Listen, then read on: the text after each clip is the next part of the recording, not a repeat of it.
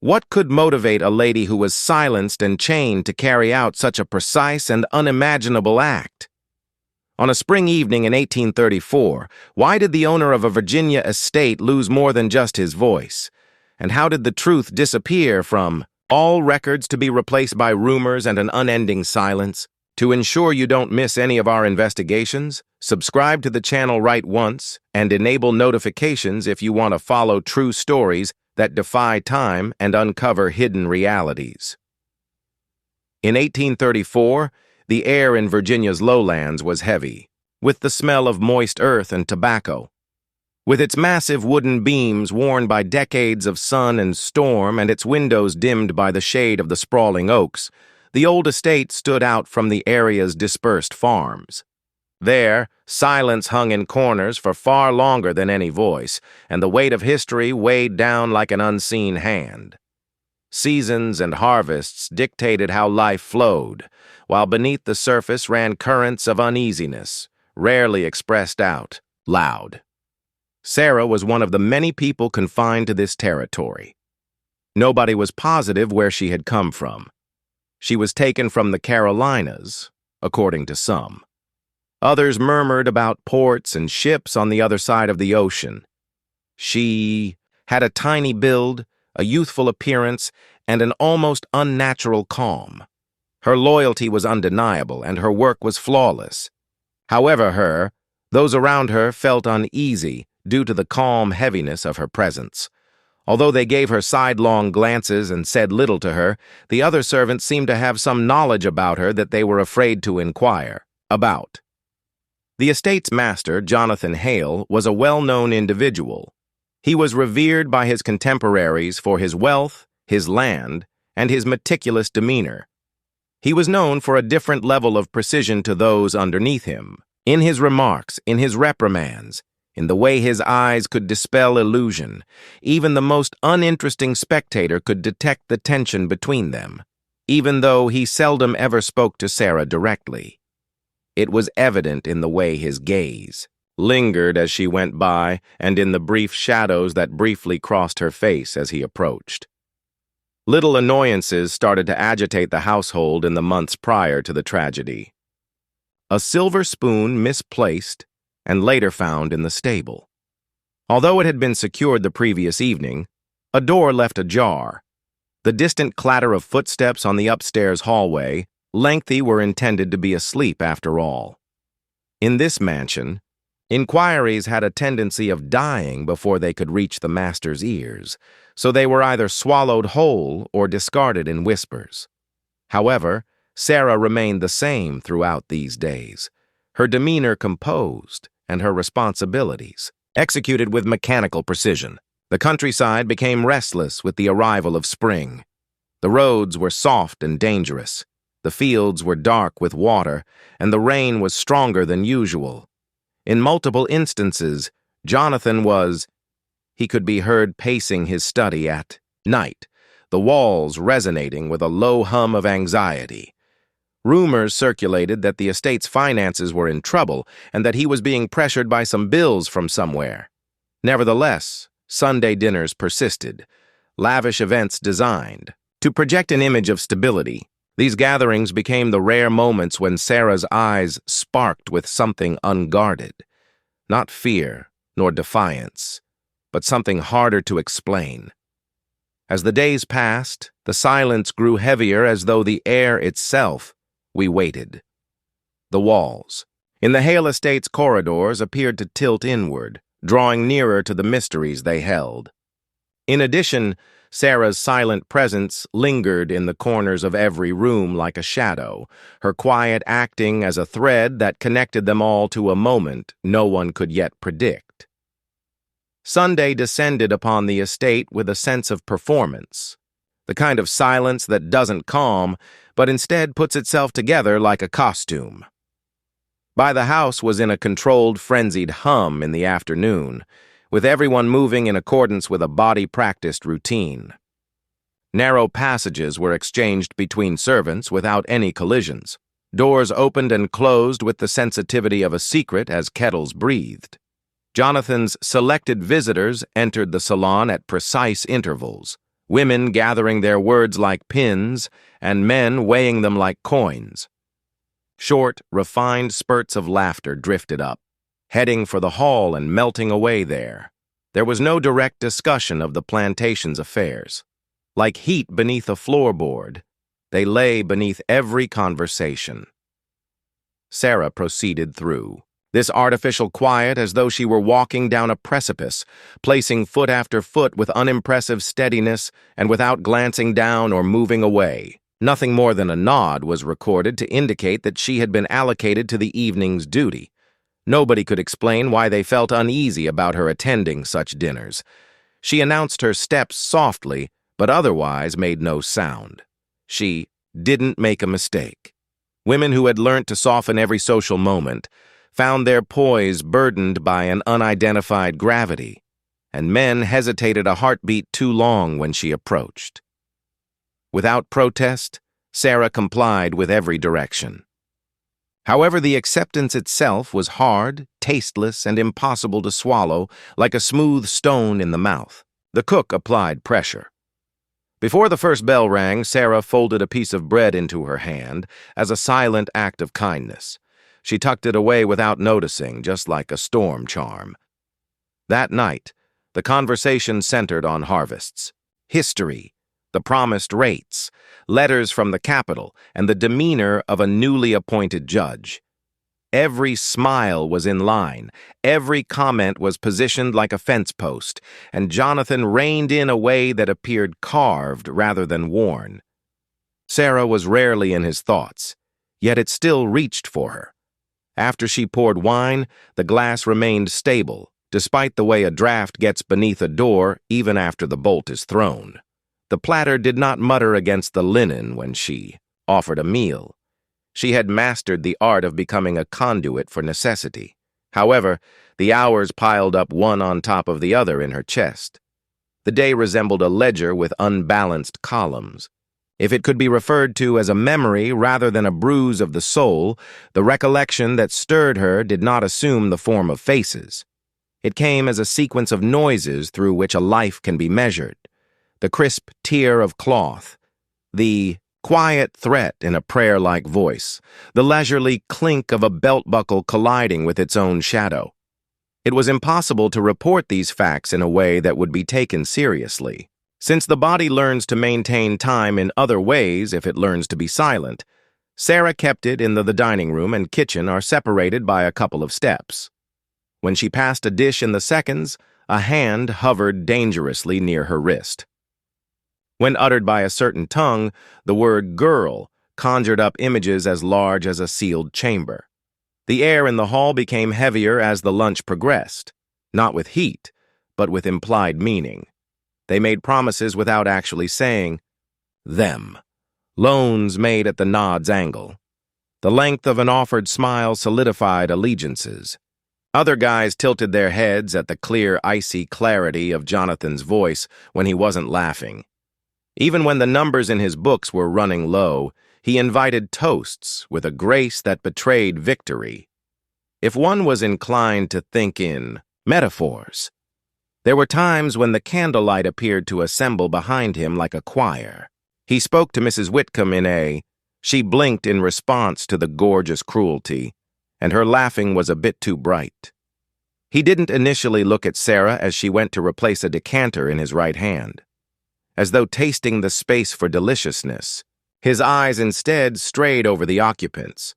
Only when her breath was close, enough to touch the rim of the glass, did he turn slightly and lower his voice to a tone that did not travel. He might have said nothing at all, a trite remark about the wine's provenance, or the need to clean up a spill that doesn't exist. However, Sarah sensed in those syllables that fine math that some men use to determine the upper limit of what they are allowed to consume. Only politeness would have been audible to someone not used to listening. The blade would have been laying inside it, fine as a hair, sharpened by repetition, for someone who had been forced to learn to hear what is not stated. Her hand did not shake as she raised the decanter away. He smiled with just the corner of his mouth, and the discussion went back to its planned course. The little piece of her determination solidified like resin, somewhere in the geometry of the feet and furniture beneath the tablecloth. The kitchen, that distinct country where heat is the law and economies are real, throbbed through the night without stopping. Steam-stung hands and forearms covered with the gleaming evidence of toil were present. Under breath, words came in short, exact chains. The cook saw time as a sequence of temperatures. There was a flood of plates for the scullery lad. For Sarah, it was a thin bridge across an unbottomed depth. Upon her return to the sideboard, she discovered a knife amidst the commonplace tools, its blade delighted by the illumination. Every Sunday, since anyone could remember, it had been there. It had sliced 1,000 innocently, separating meat from bone, crust from suppleness, and fruit from rind. It looked like an innocuous fact, since everyone had accepted it as such. A voiceless question made its way through Sarah in the silence behind the kitchen door and encountered no resistance. She went for the cloth, not the knife, and began off again with the ordinary elegance that is taught by both fear and habit. As though it were only a piece of fabric, the material folded over her arm. Like a picture, the room maintained its shape, with each person placed inside the evening. The air was heavy with a mixture of roasted foods, aged wine, and silent expectancy, and voices rose and fell in the regular cadence of refined society. Jonathan ruled with an authority that was self-enforcing without the necessity for a gesture. The middle of the table was commanded by his chair. When his words left him, they steered the conversation like a tide. Sarah traveled through the room at the same rate, intervals that she had adhered to throughout the evening, yet there was a slight change in her silence, as if something inside of her had broken free. She maintained her focus on the tasks, the plates, and the glasses. However, the final line in the ledger she kept in her head had been reached. When she paused close to him, Jonathan's gaze found her, his face displaying a casual anticipation as if his servants and visitors were extensions of his own will. The discussion at the there was a chuckle at the far end of the table. But the air was taut here, between them. A few low words that only touched her ear were released as his mouth tipped in her direction. Unaware, the guests continued to make small talk. But as clearly as the bite of metal between teeth, Sarah sensed the edge of those syllables. The words were not new. They were the same ones that assumed her compliance as naturally as a man assumes the floor would hold him when he walks forward, and that were repeated in vacant rooms and private passageways. She looked aside, her hands, solid from years of skill, showing no signs of tremor. On the sideboard, the decanter was swapped out. The fabric folded across her forearm again. The murmur of the dining room dwindled behind her like a shore as she entered the small gap between door and threshold. The smell of burned sugar and rendered fat filled the kitchen as the heat pressed in. On the edge of a wooden block lay a lone knife, its handle smoothed by years of use. Although it wasn't the biggest or sharpest blade in the room, it lay there unpretentiously, as though it was waiting for someone to decide what it was used for. With the same poise she would have used to lift a loaf of bread, Sarah's fingers wrapped around it. She calculated every step carefully, yet the corridor between the kitchen and the dining room felt smaller than before, the shadows heavier. As she walked up, the din of talk grew once more, the cadence of silverware clattering on porcelain. Nobody looked back to watch her come in. With the same unwavering poise that she had shown throughout the evening, she moved to Jonathan's side while keeping the knife out of sight. The instant dangled between breaths, caught in that unique silence that comes right before something that cannot be undone is done. Perhaps to make another silent comment, Jonathan started to speak, but his words were cut off when her hand moved. It wasn't done quickly. The move was clear and well practiced. It was the type of action that, once started, cannot be undone. The knife's trajectory was uninterrupted, its function as unique as a heartbeat. The sound was muted. There was a startling lack of voice where there had been one, followed by a half-struggle, half-gasp. Sarah didn't stop to see how his expression changed. The blade withdrew, and the target of her intent was raised with a precision that bordered on ceremonial. Gently, she set it on the silver tray in front of him after turning and walking the short distance to the head of the table. The room went cold. The guests stared without speech, their eyes trapped between astonishment and the startling reality of what they saw.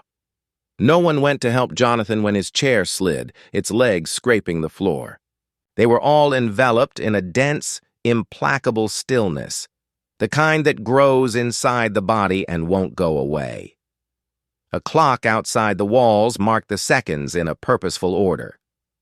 Sarah stood silently, her hands now empty, her eyes no longer focused on the guy she had undone, but on the silence that ensued, a silence that was more profound than any the house had ever experienced. The room hung in suspension for a long, seemingly endless breath. The visitors were torn between the custom of being polite and the realization that civility was no longer relevant. Someone got up and sat down again, as if to protect a private pulse. Another person put a handkerchief to their throat. Nobody said anything, because the meaning of words has changed. The host, who had previously controlled the evening with his posture alone, was abruptly reduced to the level of suffering and respiration. Uncertain of which command would return the world to its pre-activity state, the servants stood at the edge of action. Not one would. Finally, the firm split up due to a shared instinct of withdrawal rather than directives. Coaches were summoned without farewells. With the gentle reprimand of a closing day, the door welcomed every exit. Following their departure, the house found a silence that belonged to actuality and not to night or devotion. Since the rumor didn't require roads, it had spread farther by dawn than any traveler could on a sound horse. With each mouth that held it, the story took on a new form. In one account, the master had been claimed by madness at the very moment his authority lived up to its reputation. In another, a curse in the currency of flesh that was older than the county had come due. A physician who was more confident than remedies was fetched.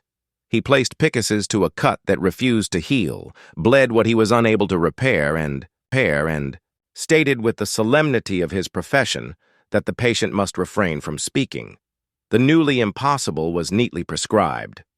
Some claimed that Jonathan tried speaking in private and found that sounds, which had earlier been innocuous, conveniences, had now been reverted to physical pain.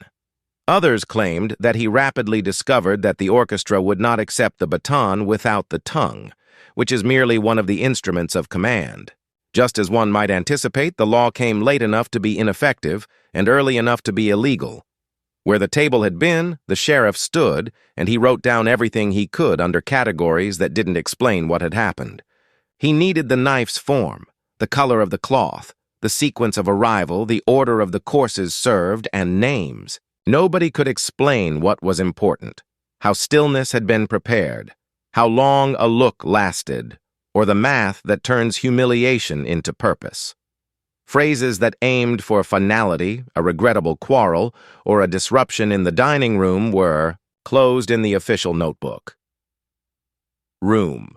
The April 14th incident. It was thought wise to let private conscience handle the rest. As if their memories could be forced to follow a pattern, the servants were interrogated and then released one after the other. None acknowledged seeing what they had. Nobody had heard anything.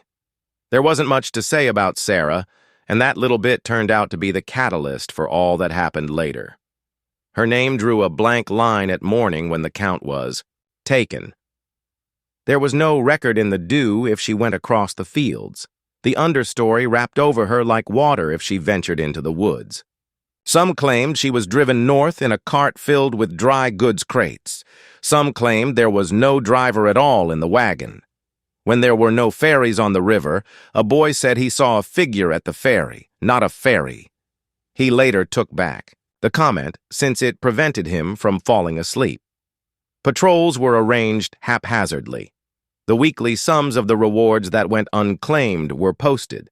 Some stated, The printed traces tell a smaller, colder story. A road does not need to be measured to be real.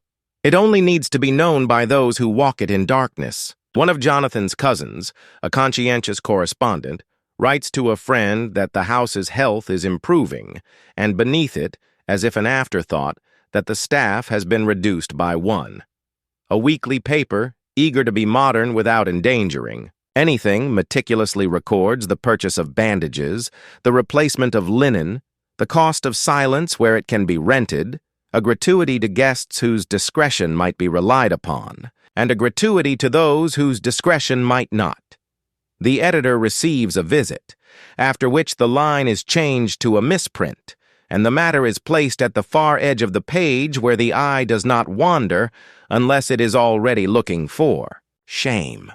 Subscriptions, of course, reports an elegant supper marred by an impropriety of the most distressing nature. 2 issues later, an anonymous paragraph remarks upon an item served that did not appear to belong to any domestic species. The estate adjusted as bodies do when a limb is lost. At sundown, Jonathan walked the edges of his fields, a figure that complicated the horizon but did not break it. He seemed to hum continuously, a thin monotone that might have been a tune before it was worn down by use. He tried writing instructions, but the handwriting remained the same. That pretends there never was a limb. Jonathan withdrew from public engagements whose terms he had once dictated, answering invitations with a seal and no words. Vivacious, but the sentences dispersed as though they refused to be bound by duty, the debts that had been rumors turned into facts. Land was transferred under the watchful eyes of men who measured soil with instruments and souls with a glance. The house was taught to take tenants whose faces were not in the family Bible, and when people later discussed the location, they all agreed on one thing: the quiet. Those who had been present at the supper became reluctant narrators of their own memories, telling only fragments and then withdrawing the fragments as if they feared the weight of having spoken them aloud. Years went by, but the incident remained in the county like a stain that could not be removed, no matter how many times the cloth was boiled and scrubbed. Other people left the area entirely. The story became a current that ran beneath the normal. Conversations of market and church emerging only when a certain kind of hush fell over a gathering, as if everyone present had heard the same thing in the distance and decided not to name it. Historians much later would try to prize truth from these accounts. Some stayed, but became cautious in the manner of people who know the walls around them are not empty. In the courthouse archives, the file labeled for that year showed a blank, where an incident report should have been, and the paper cut neatly away with a blade as sharp as the one Sarah used. In the shadows, however, their work was frustrated by the thinness of what the record offered. Letters were missing, diaries stopped without explanation, and account books were burned in the hearths of houses whose owners insisted they had never owned such books. The absence itself became part of the evidence, a silence that seemed to have been fed and tended until it could defend itself from intrusion. Scholars, finding so little to hold, filled the absence with theory. Some claimed the event had happened exactly as whispered, erased later by those with the means to erase it. Others said it was a parable born among the enslaved, retold until it acquired the detail of fact. It was a boundary that was never crossed in conversation among the Hale descendants. Children were instructed not to inquire about the mute ancestor and not to approach the locked trunk in the attic, even though they were not given an explanation. Generation after generation practiced this rule until it became instinctive, but occasionally an inquisitive hand would open an attic door and discover something. A photograph curled at the edges, a scrap of cloth with a dark mark at one corner, a letter never sent, a line in a steady hand, its image so faded it seemed more ghost than likeness. And she looked at me as if she knew the end before it began. These discoveries were frequently returned to their hiding places without discussion, as though the discovery of them was an infraction in and of itself. Some claim that Sarah's name had not disappeared at all, but had simply changed its location. Old men in roadside taverns talked about a woman in the others claimed that she had traveled farther, following the river until it widened into the sea, boarding a vessel without declaring her passage, and that she had arrived in a place where the language was strange, but where silence was not treated as a deficit. These accounts never matched in detail, but they all suggested that she had not been lost, only untraceable by the means her pursuers understood. Carolina's silent, but for a hum that was neither tune nor chant, who carried herself like someone used to being watched. She became a shifting figure in the world outside the estate, proving that disappearance could be its own kind of endurance. The estate itself never fully recovered, even though the house and fields were still standing. Tenants came and went, leaving the walls smelling of many families and their fleeting goals. Eventually, the grand dining room was completely closed off, not for repairs, but because it was no longer visitors described feeling watched even when they were alone and hearing a sound they could not place. A faint, deliberate rhythm like the turning of a key in a lock that was no longer there, dust collecting in its corners as if it too understood it was unwelcome to disturb the air there. The silver service remaining locked in a chest, and the table that had once been polished to a sheen dulled and warped in the slow patience of neglect. In the end, the silence remained there, growing into a presence that influenced the lives of those who inherited it. An heirloom that was weightless, but impossible to put down. Some people chose to stay away from the estate completely, while others came back as if to compare themselves to whatever it was that had taken root there. But the results were the same. The departure was silent, and the memory of Sarah's absence remained unaltered, sharper than the lines of any surviving face, as the years passed and the names of nearly everyone involved faded. What she had done could not be undone or repeated, so it settled into the only form that could contain it. The eternal, unbroken silence that still waits somewhere for its meaning to be revealed, referred to.